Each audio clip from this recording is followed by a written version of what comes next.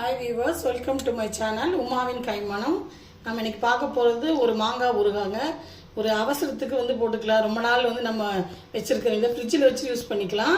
வெளியில் ஒரு நாள் தான் வச்சுக்க முடியும். இது அவசரத்துக்கு போட்டு யூஸ் பண்ணிக்கலாம். நம்ம எதையும் வறுக்க தேவையில்லை, பவுடர் பண்ண தேவையில்லை. ரொம்ப சிம்பிளாக பண்ணிடலாம். வாங்க எப்படி பண்ணுறதுன்னு போய் பார்ப்போம். தேவையான பொருட்கள் பார்க்கலாங்க. இந்த மாதிரி கிளிமூக்கு மாங்கான்னு சொல்லுவோம். இந்த மாதிரி ஷேப்பில் இருக்கிற மாங்காய் எடுத்துக்கோங்க. அப்போ தான் அது புளிக்காமல் நல்லாயிருக்கும்.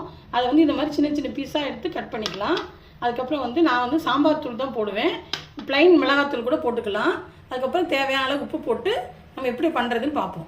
நறுக்குன மாங்காய் துண்டெல்லாம் இதில் போட்டிருக்கேங்க. ஒரு பாத்திரத்தை சேர்த்துருக்கேன். அதுக்கு தேவையான அளவு உப்பு போட்டுட்டு நம்ம இந்த பாத்திரத்துலேயே மிளகாத்தூளையும் போட்டு நல்லா கலக்கிடலாம். கலக்கி வச்சுட்டு இதுக்கு ஒரு தாளிப்பு மட்டும் கொடுத்தோம்னா போதும், சரியாக வந்துடும். இந்த பாருங்கள், நல்லா கலக்கிடலாம். ஃபுல்லாக கலக்கிட்டு அதுக்கப்புறம் நம்ம தாளிக்க கரண்டியில் நல்லெண்ணெய் ஊற்றி நம்ம ஒரு தாளிப்பு கொடுத்துட்டோம்னா நம்மளோட ஊறுகாய் ரெடி ஆயிரும். எதையும் நம்ம வறுக்க தேவையில்லை, பவுடர் பண்ண தேவையில்லை. இது அப்படியே போட்டு அன்னன்னைக்கு சாப்பிட்ற மாதிரி ஒரு நாள் வெளியில் வச்சுக்கலாம். இல்லைன்னா அதுக்கப்புறம் ஃப்ரிட்ஜில் வச்சுட்டு நீங்கள் தேவையான அளவு அன்னன்னைக்கு தேவையான மட்டும் எடுத்துக்கலாம். அப்படி வச்சிங்கன்னா ஒரு வாரத்துக்கு கூட வச்சு சாப்பிட முடியும்.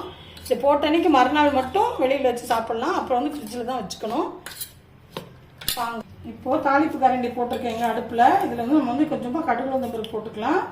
அது வெடிச்சதுக்கப்புறமா நம்ம கொஞ்சோண்டு பெருங்காயம் சேர்த்துக்கலாம்.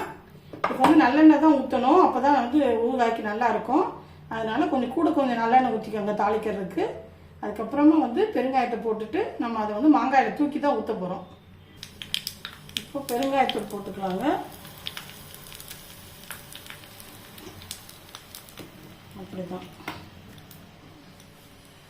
இதை அப்படியே எடுத்து நம்ம மாங்காய் மேலே அப்படியே ஊற்றிட்டு நம்ம ஒரு தடவை நல்லா ஃபுல்லாக கிண்டி விட்டுட்டோம்னா